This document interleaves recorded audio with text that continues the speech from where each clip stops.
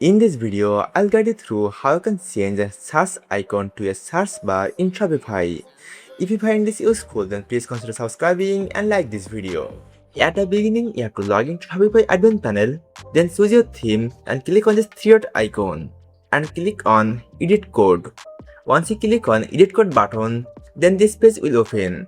Now you have to expand a section and scroll down and find header.liquid and click on it. Now you have to search an element on this code. To search something, you have to press Ctrl or Command and F key at the same time.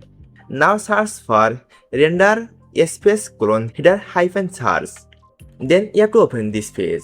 I'll put this link on the video description. Now you have to copy one of the code and go to your Shopify code editor, select the existing code and paste the new one. Now save the changes. Then refresh the page. Then a new search bar will added. By following this easy tutorial, you can easily change a search icon to a search bar in Shopify.